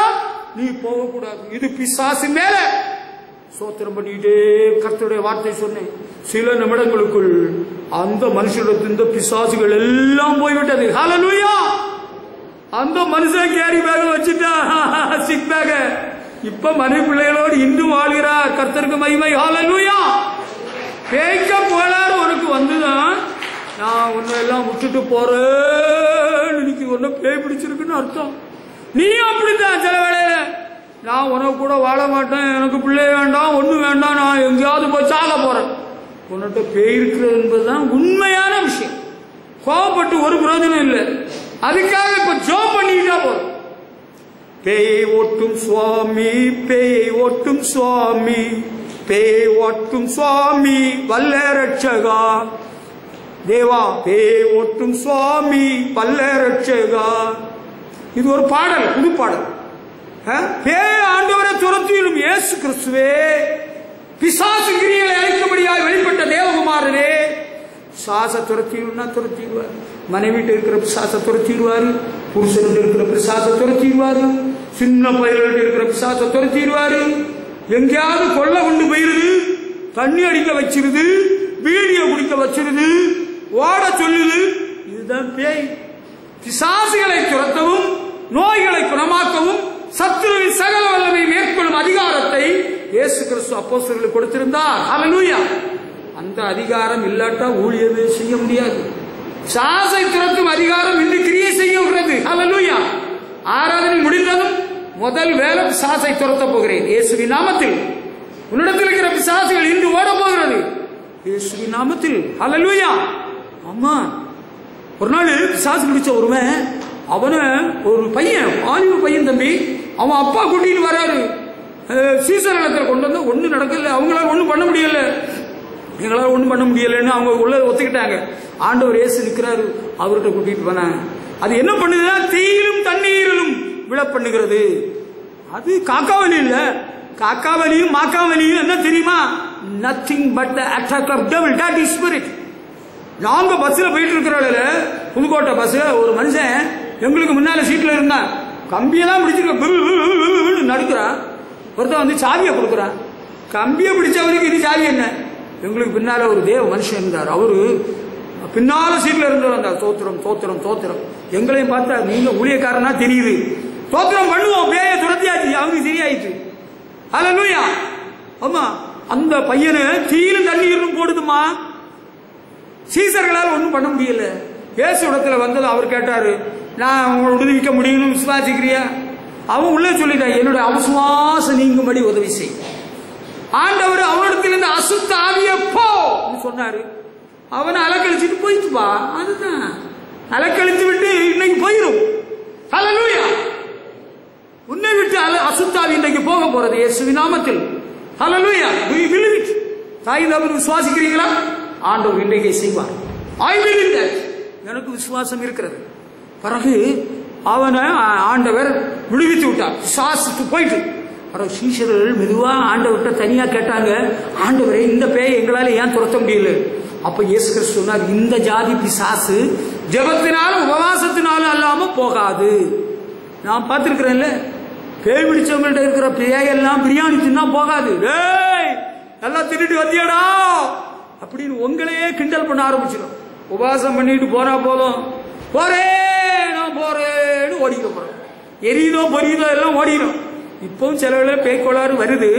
அப்ப வந்தாலும் இயேசு நாமத்திலே பேயே, இயேசு நாமத்தில் பிசாசை உன்னை கடிந்து கொள்கிறேன். எங்க சபையில் உள்ள விசுவாசி, அவங்க பிள்ளை எல்லாம் பெத்தவங்க, அவங்க கொஞ்சம் வயசு கூட்டிகிட்டே போறாங்க. இயேசு நாமத்துல ஓடிப்போ ஓடிப்போ. யார் ஓடிப்போ? நீ ஒன்னும் ஓட சொல்லல, பேயதான் ஓட சொன்னேன். சில ஆட்களை பேய் கொள்ள கொண்டு அப்படியே போயிருக்கு. அது நான் என்ன செய்யறது? பேய்க்க கோளாறு கொண்டே போயிருக்கு. அம்மா உலட்ட இருக்கிற பேய் போனா போதும், நீ சபையில இரு, ஆண்டவர் நாட்டின சபையில குடும்பத்தில. ஹல்லேலூயா. பேய் போட்டு தம்பி. ஹல்லேலூயா. ஆமா, அந்த அம்மா கமலா அம்மா சொல்றாங்க தாராபுரத்துல, ஐயா எனக்கு உச்சி குத்துது ஐயா, 7 மணிக்கா உச்சி குத்துது. 7 மணிக்கு தலை குத்துதான், 7 மணிக்கு கொடையை பிடிச்சி நடக்கிறாங்க. யாராவது பார்த்திருக்கிறீங்களா இந்த காலத்துல? மழை பெய்தாலே நீங்க எல்லாம் ஃபேஷன் அண்ட் வேஷன், கொடை பிடிக்க மாட்டீங்க. மழையிலே கொடை பிடிக்காதவர்கள் இருக்கிறீர்கள். வெயில் அடிச்சாலும் கொடை பிடிக்க மாட்டோம். நமக்கு அது ஸ்டைல் கட்டு போயிடும். கொடையை எப்படி பயங்கரமா வெயில் அடிக்குது, தலை அடிக்கிறது போல, அதெல்லாம் எங்களுக்கு கொடையெல்லாம் வேண்டாம். அல்லனா கர்ச்சிப்பா போடும், கர்ச்சிப்பெல்லாம் வேண்டாம், நாங்க போயிடுவோம். அப்புறம் வீட்டுல போய் அவங்களுக்கு தலை வலிக்குதோ, கொண்டா வலிக்குதோ, மண்டை வலிக்குதோன்னு சொல்றது எல்லாம் அட்டுழியங்க. அந்த அம்மாவுக்கு அட்டுழியம் இல்ல, வயசான அம்மா, அவங்களுக்கு பேர பிள்ளை எல்லாம் எனக்கு பெரிய பணக்காரி, வெயிட்டான அம்மா. ஐயா தலை குத்து, உச்சி குத்துது. அது பாம்பு, ஐயோ பாம்பு. திடீர்னு வீட்டுக்குள்ளால பாம்பை சொல்றது, புலின்னு சொல்றது, நரின்னு சொல்றது, எல்லாரையும் பயம் காட்டுறது. நான் ஜோம் பண்ண சொன்னேன், பைபிள் வச்சு ஜோம் பண்ணேன். உங்களுக்குள்ளால பிசாசுகள் சொல்ல இருக்கிறது. நீங்க ஜெபம் பண்ணணும், ஆண்டவர் பிள்ளை ஆகணும், பாவ மன்னிப்பு பெறணும், ஆண்டவருக்கு வாழ்க்கை ஒப்பு கொடுக்கணும். ஒத்துக்கிட்டாங்க. பிசாசுகளை ஆண்டவர் துரத்தி விட்டார். நல்ல சுகம். 12 மணி வெயிலுக்கு கூட இல்லாம இப்ப போறேன்னு சொல்றாங்க. ஆண்டவர் பிள்ளையாயிட்டாங்க, ரட்சிக்கப்பட்டு ஞானஸ்நானம் பெற்று பரிசாய் பெற்றுட்டாங்க. பேய்க்கு வேலை இல்லை. ஹல்லேலூயா. அப்ப சாத்தானை மேற்கொள்ள, சாத்தானை ஜெயிக்க இப்ப என்ன செய்யணும்? புருஷன்கிட்ட பேய்க்கு வராது, என்ன செய்கிறது? அவர் தண்ணி அடிக்கிறாரு. நீங்க எப்படி இவனுக்கு என்ன கட்டி வச்சீங்க? கட்டி போட்டு பேசினா, உனக்கு இதுவரை நான் உன்னை அடிக்கல, குச்சி வச்சு அடிச்சு கொடுவேன். அடி வாங்காம இருக்கணும்னா ஒழுங்கா பேசணும். நான் தப்பு பண்ணல, ஓ மாப்பிள்ள தான் தண்ணி அடிக்கிறான், அவனை தண்ணி அடிக்க வைக்கிறது நான் இல்ல, நீதான். நீயும் உனக்குள்ள இருக்கிற பேயும், உனக்குள்ள இருக்கிற பேயும் அந்த வேலையை பண்ணுது. எல்லா பேயும் சேர்ந்து அவன் தண்ணி அடி, என்னடி நினைச்சிருக்கிற, அவனுக்கு அம்மாவும் தெரியல, அக்காவும் தெரியல, பொஞ்சாதியும் தெரியுது. தம்பி, பேய்க்க கோளாறு இல்லாம வேற ஒண்ணும் இல்லை. உனக்கு அந்த போராட்டம் இருக்கானா? உனக்காக நான் ஜெபம் பண்ண தயாரா இருக்கிறேன். நீ வந்துரு. நம்ம 1 நாள் 2 நாள் 3 நாள் இதுக்கெல்லாம் வைத்தியம் எல்லாம் இல்லை. சைக்காட்ரிக் ட்ரீட்மெண்ட் எல்லாம் ஃபெயிலியர். நானும் எத்தனை பேரை பார்த்தாச்சு. உனக்கு இல்ல ஒரு பேய் இருக்கு, உன்னை குடிக்க வைக்குது. ஆமா, நீ வந்துரு. கொஞ்சாதி பிள்ளையெல்லாம் ஒதுங்கு, உன் மாப்பிள்ளை கேட்கல கொண்டு விடு. பேயை நான் துரத்தி காட்டுறேன்பா. நம்ம ரூம்ல உட்கார வச்சு ஃபேனை ஆஃப் பண்ணி ராத்திரி நம்ம உட்கார வச்சு நான் ஜெபிச்சுட்டா போதும். நான் பார்த்துக்கிறேன் இயேசு கிறிஸ்து நாமத்துல. பேய் ஓடுதா ஓடாம போகுதா பாப்போம்.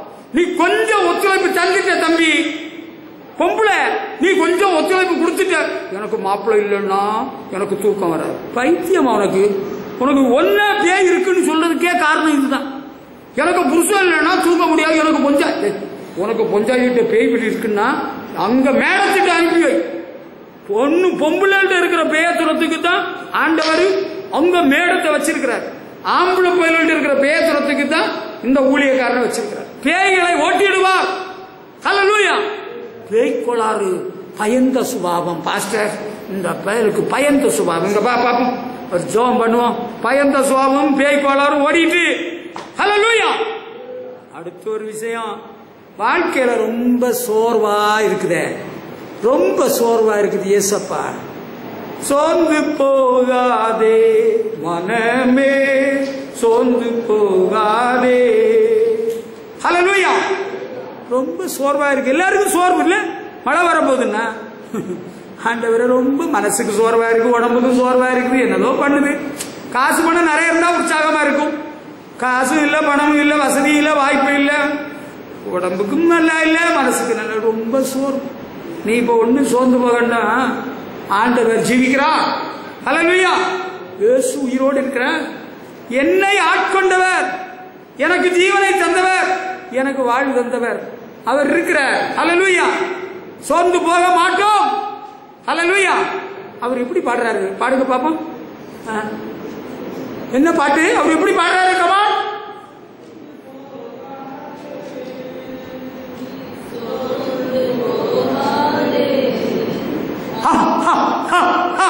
இப்படியா பாடுறது? அதிசீக்கிரத்தில் நீங்கிவிடும் இந்த லேசான உபத்திரவம். ஹல்லேலூயா. சோர்ந்து போகாதே. இது இடவழியில உள்ள நுழைகிற கேஸ் போல இருக்கு.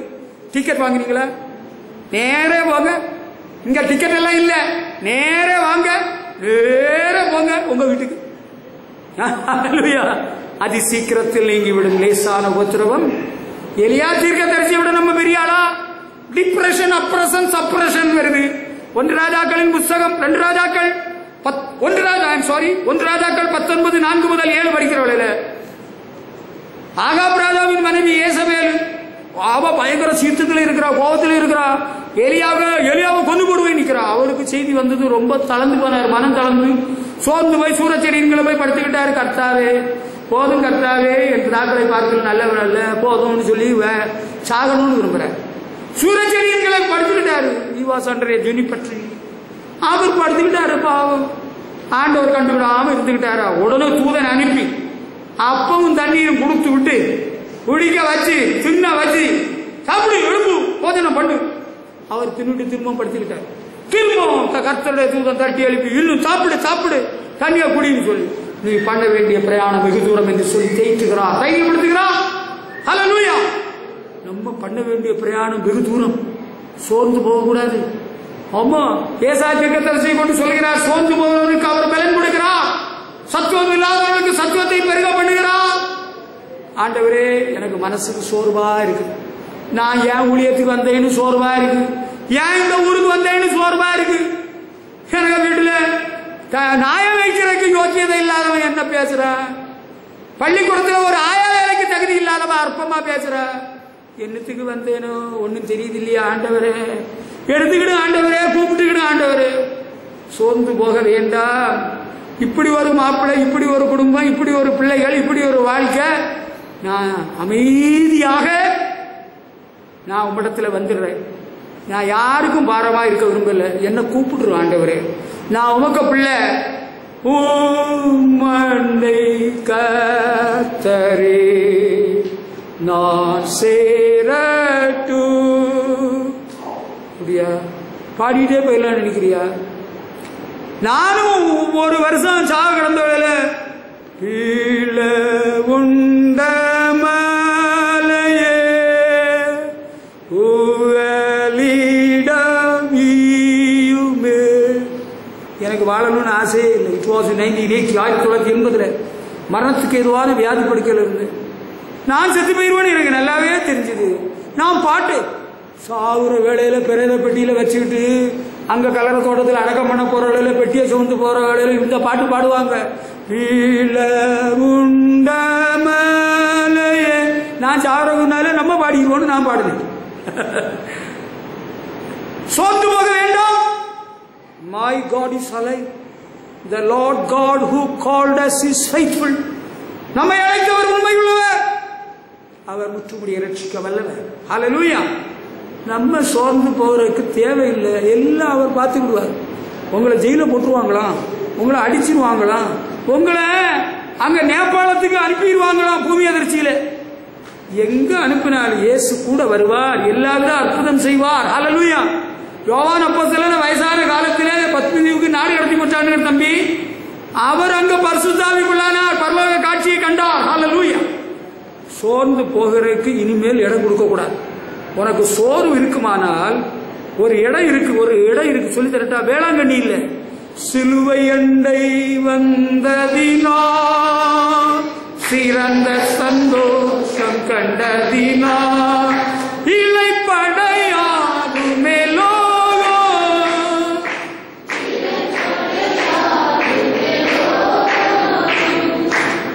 ஏகுவே சிலுவையின் நிழலில் அனுதினமடியா சாய்ந்திலை பாரிடுவே.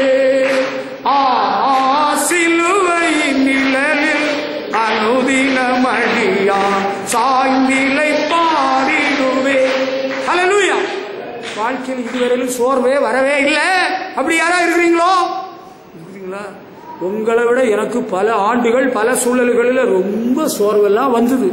சோர்வெல்லாம் நீங்கி புது பலன் ஆண்டவர் தந்துவிட்டார். என்ன வந்தாலும் எது நடந்தாலும் அப்பாவை ஸ்தோத்தரித்தே. ஏசப்பா ஸ்தோத்திரம், ஏசப்பா ஸ்தோத்திரம். ஹல்லேலூயா. நம்ம கொண்டு ஆண்டவர் என்ன செய்யணும், எவ்வளவு காலம் செய்யணும் விரும்புறாரோ அத்தனை வருஷமும் நம்ம மனதார அவருடைய விருப்பத்துக்கு ஒப்பு கொடுத்து விடுவோம். ஹல்லேலூயா. உடம்பு முடியல, மனசு கஷ்டமா இருக்கு, நம்ம நினைச்சது போல எல்லாம் நடக்கல, பரீட்சையில நினைச்ச அளவுக்கு மார்க் கிடைக்கல, மார்க் குறைஞ்சிருச்சு, எனக்கு வேலையும் கிடைக்கல. உங்களுக்கு வேலை கிடைக்கலையா? எனக்கு வேலை காத்துக்கிட்டே இருக்குது, எத்தனை வேலை ரெடியா இருக்கு. நீங்க வேலைக்கு போக வேண்டியதானே? இந்த வேலையை தாண்டி எந்த வேலை இருக்குது? எஜமானுடைய வேலை தான் மேலான வேலை. ஹல்லேலூயா. அண்ணனுங்க வேலையெல்லாம் அதுக்கு பிறகுதான். அந்த வேலையெல்லாம் எனக்கு வேண்டாம், நீங்களே உங்க வேலையை பாருங்க அண்ணே, எனக்கு வேலை எஜமானுடைய வேலை. ஹல்லேலூயா. நீங்க சோர்ந்து போக வேண்டாம். அங்க சிலுவை அண்டையில் வந்தால் போதும், அங்கே இளைப்பாறுதல் கிடைக்கும். ஹல்லேலூயா. நீங்க வேற எங்கேயும் போயிடாதுங்க, ஓடிடாத. அங்க மேம்பாலத்தில் வேணும்னு குதிக்க போறோம் நிக்கிறப்ப இந்த வேலையெல்லாம் வச்சுக்கிறாத. கல்வாரி சிலுவை கொல்கா மீதிலே கொடூர பாடுகள் நமக்காகப்பட்டாரு. ஆண்டவரை கொஞ்சம் பார்த்தா போதும், உனக்கு ஒரு பலன் வந்துடும், ரொம்ப வந்துடும். உடம்பு முடியலையே, அவரை பார், அவரை பார், பிழைப்பாய். மோசேயினாலே வனாந்தரத்திலே சர்ப்பமானது உயர்த்தப்பட்டது போல கொள்ளிவால் சர்ப்பம் வந்து நிறைய பேரை கடிச்சு சுத்து விட்டாங்க. அப்ப ஆண்டவர்கிட்ட மோசே காட்டாரு, ஆண்டவரே நாங்க என்ன செய்கிறது? ஆண்டவர் சொன்னாரு, ஒரு சர்ப்பத்தை வெண்கலத்தில் உண்டு பண்ணி எல்லாரும் பார்க்க வை, அதை எவன் பார்த்தானோ பிழைப்பான். அதுபோல மோசே செஞ்சு வச்சாரு, பார்த்தவன் எல்லாம் தப்பிட்டான், பிழைச்சிட்டான், சாகல. அதுபோல பவுல் சொல்கிற, வனாந்திரத்திலே மோசையினால் சர்ப்பமானது உயர்த்தப்பட்டது போல மனுஷகுமாரனும் சிலுவையிலே உயர்த்தப்பட்டார். ஹல்லேலூயா. நோக்கி பார்க்கிற எவனும் பிழைப்பான். அம்மா, நீங்க வயசாச்சு, என்ன பார்க்கறதுக்கு யாரும் இல்லை, நான் இனி சாகிறதா நல்லது அல்ல, முதியோர் இல்லத்துக்கு போறேன், ஆண்டவரே நான் இனி யாருக்கும் மாறவர்க விட செத்துறேன். நீ சாக வேண்டாம், உன்னை ஆசீர்வாதமாக வைப்பார், உன்னை மகிழ்ச்சியாக்குவார். ஹல்லேலூயா. இந்த சோர்வெல்லாம் மாறிடும், துக்கம் எல்லாம் மாறிடும். அதுவும் உங்கள் துக்கம் சந்தோஷமாக மாறும். சின்ன பிள்ளைகளுக்கும் சோகமா இருக்கு, பெரியவங்களுக்கும் ரொம்ப சோகமா இருக்கு. என்ன வாழ்க்கை? கல்யாணம்னு சொன்னா மோட்சம்னு நினைச்சா நரகமா இருக்குது, குழந்தை குட்டின்னு சொன்னா சந்தோஷமா இருக்கணும், எல்லாம் ஏற்றி போட்டியா பண்ணுது.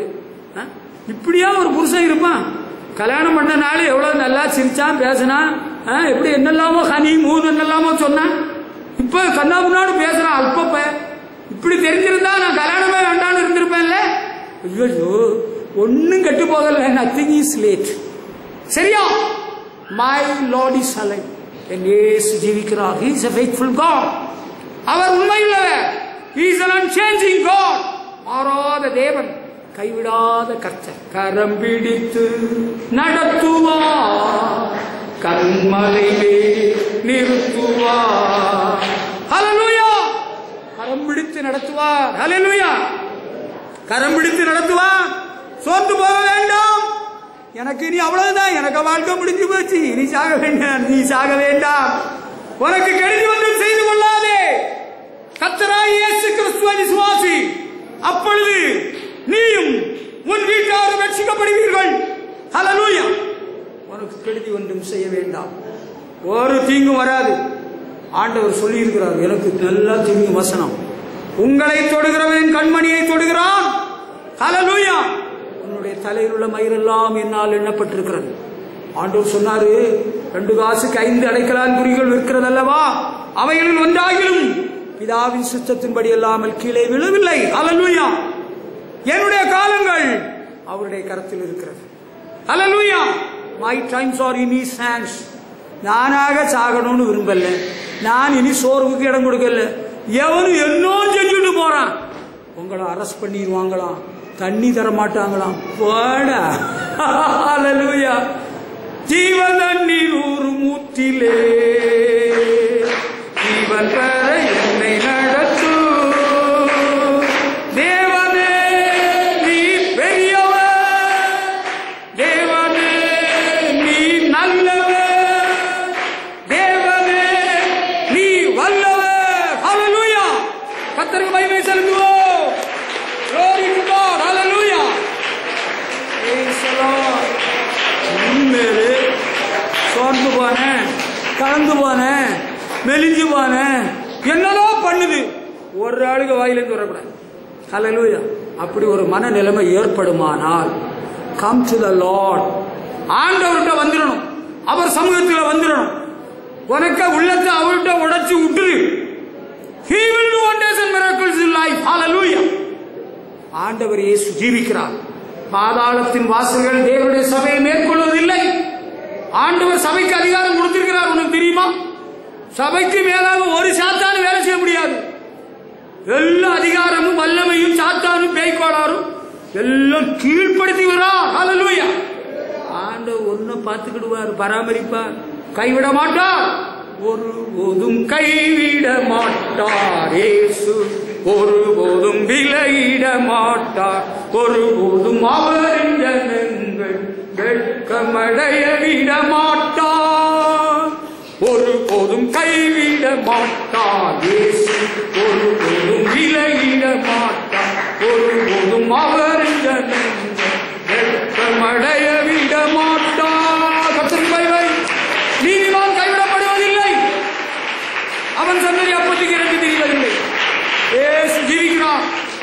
மருத்துவ உயிர்த்தெழுந்த இயேசு ஜீவிக்கிறார். அவரை யாரும் இனி கொல்ல முடியாது. உயிர்த்த கிறிஸ்து இனி மரிப்பதில்லை. நம்ம ஆண்டவர் யாருன்னு தெரிஞ்சுக்கிடணும். இனிமேலும் சோர்வுக்கும் பேய்க்கும் நோய்க்கும் நம்மகிட்ட வேலை கிடையாது. போயிட்டே அப்பாலே போ சாத்தானே, அப்பாலே போ, நான் நின்று உன் சத்தத்தை கேட்க மாட்டேன். சாத்தானுக்கு ஒரு சவாலாக நம்ம இருக்கணும். அப்பாலே போ சாத்தானே, அப்பாலே போ, நான் இயேசுவின் பிள்ளையாக ஜீவிப்பேன் நான். ஹல்லேலூயா. அதுதான் இது. ஹல்லேலூயா.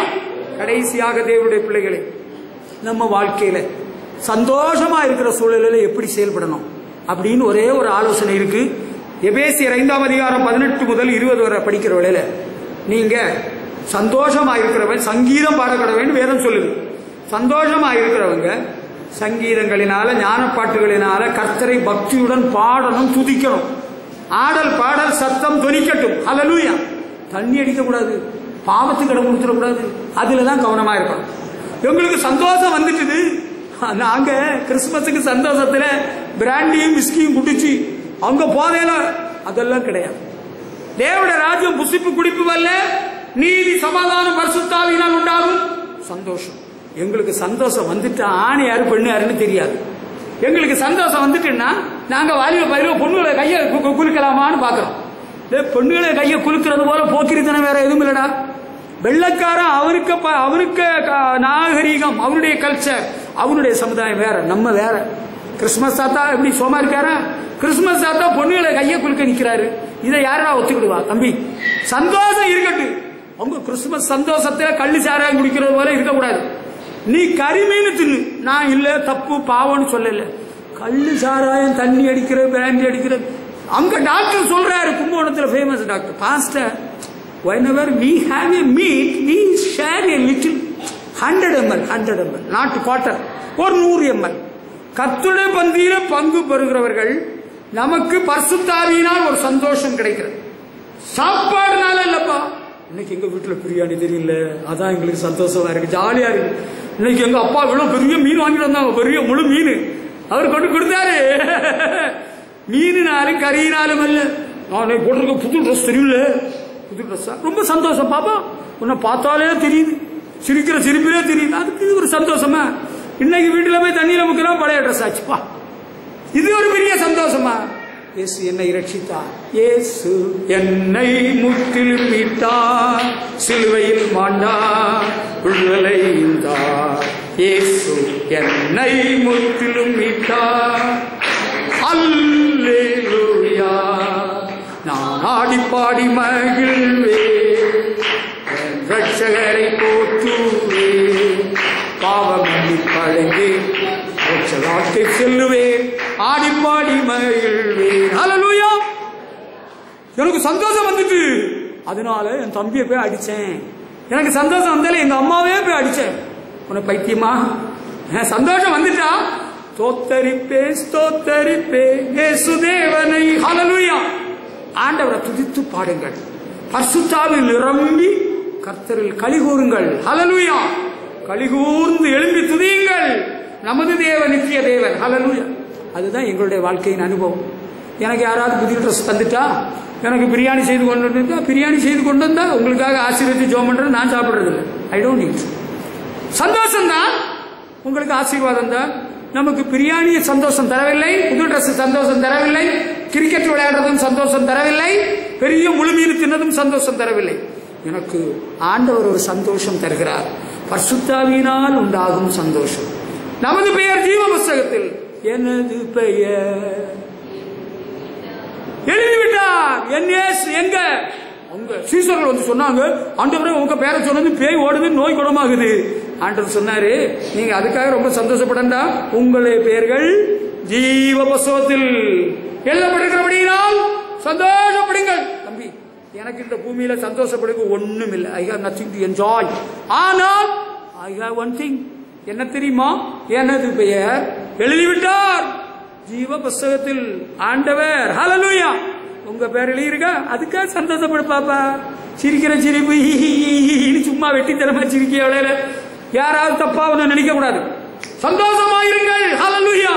சந்தோஷம் பொங்குதே, சந்தோஷம் பொங்குதே, சந்தோஷம் என்னில் பொங்குதே. அல்லேலூயா, இயேசு என்னை ரட்சித்தார், முற்றும் என்னை மாற்றினார், சந்தோஷம் பொங்குதே. ஹல்லேலூயா. அதுதான் தம்பி எனக்கு சந்தோஷம். நான் இயேசுவின் பிள்ளை, அவராலே நான் பிடிக்கப்பட்டவன், இயேசுவாலே பிடிக்கப்பட்டவன், அவர் ரத்தத்தினாலே நான் கழுவப்பட்டவன். அவருக்கு சேவை செய்யும் பாக்கியத்தை எனக்கு தந்திருக்கிறார், அவருக்கு ஆராதனை செய்யும் பாக்கியத்தை உனக்கு தந்திருக்கிறார், உனக்கு இந்த அழைப்பை தருகிறார். God is calling you. Come on, come on, come on. The Lord God wants you. நீ ஆண்டவருக்கு வேண்டும், நீயும் வா, நீயும் வா. உந்த நேசர் ஆவலாய் அழைக்கிறார். இதோ நீயும் வா, உனக்கு இன்னும் சந்தோஷம் கிடைக்கும். Hallelujah. God bless you. கர்த்தர் உங்களை ஆசீர்வதிப்பார். ஆமென். ஆண்டவரே, எனக்கு சந்தோஷமா இருக்கணும். ஹல்லேலூயா.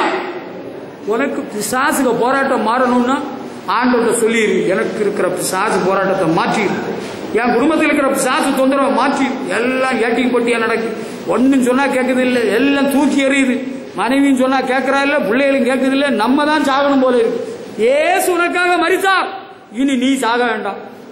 ஆண்டவர்கிட்ட சொல்லிடு. பேய்கள் நோய்கள் ஓட்டிடுவார், நொந்து போன உள்ளத்தை தேற்றிடுவார். பாப்பா அம்மா அம்மாக்காரி தோத்திரம். ஹல்லேலூயா. கிறிஸ்து முன் செல்கிறார், ஏமாக நடத்துவார், நோய்களை குணமாக்குவார், பேய்களை துரத்துவார். ஹல்லேலூயா. சோத்திரம் சோத்திரம் சோத்திரம். நோய்கள் பேய்கள் ஓட்டிடுவார், நொந்து போன உள்ளத்தை தேற்றிடுவார். சோர்ந்து போகாதே. ஹல்லேலூயா.